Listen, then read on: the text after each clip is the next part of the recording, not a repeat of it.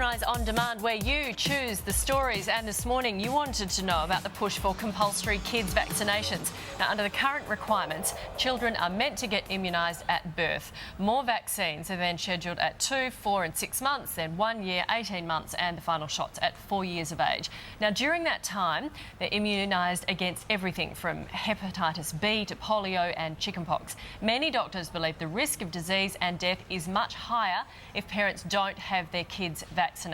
But the pros and cons have been hotly debated for years. Now, joining us this morning to discuss, Professor Robert Booy from the Westmead Children's Hospital in Sydney and Viera Scheibner, an anti-vaccination campaigner. Morning to you both.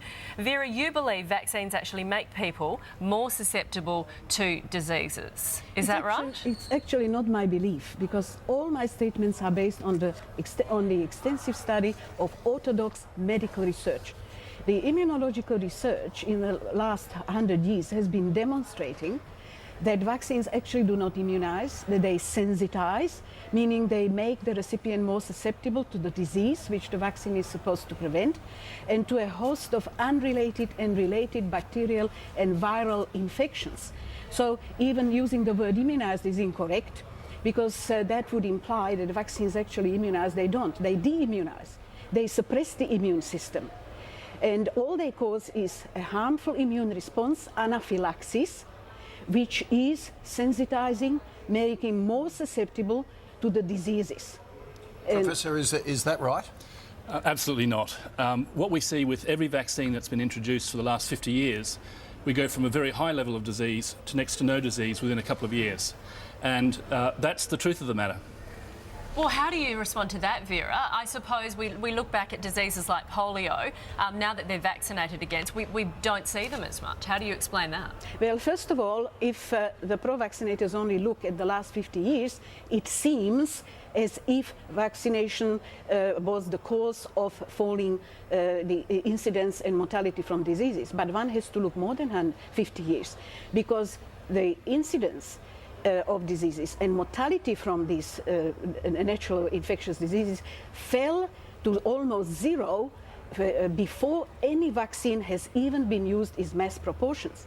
Indeed, when individual states in the United States gradually mandated DPT vaccination, P stands for whooping cough, in mid-70s, the downward trend in the incidence of whooping cough reversed and indeed rose 300% and keeps rising.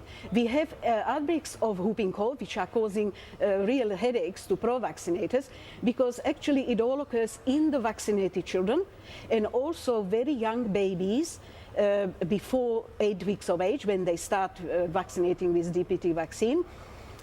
Because they are born to mothers who were vaccinated as children, and these mothers have no transplacentally transmitted immunity, which normally protects small babies against getting whooping cough.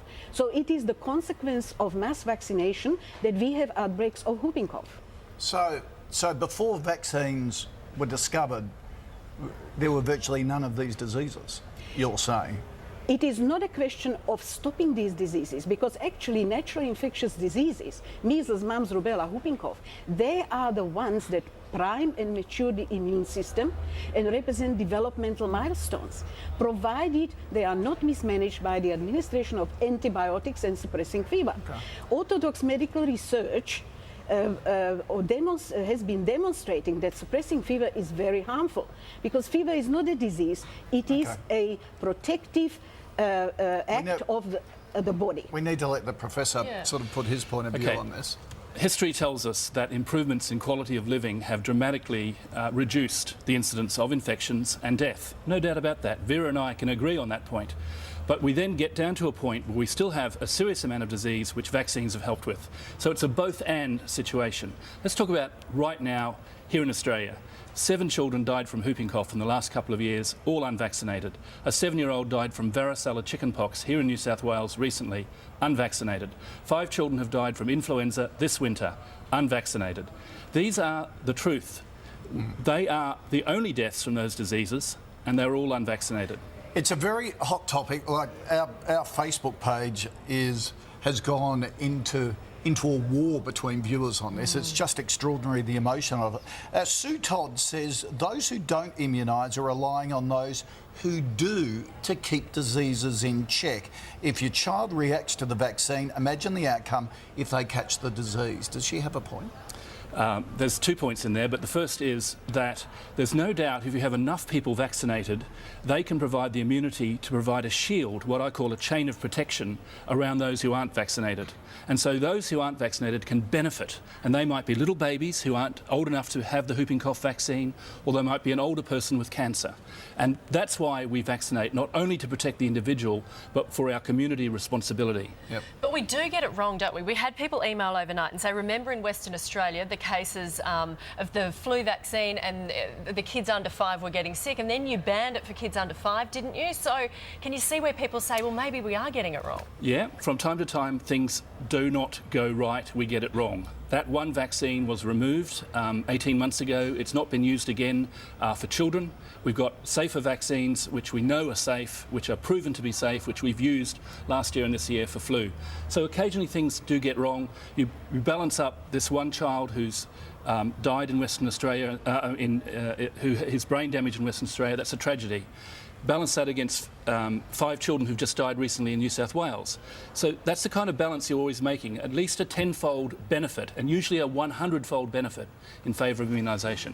And life is all about balancing risk, isn't it, I suppose? Yeah, just getting out of bed in the morning is a risk. You might fall over and hit your head.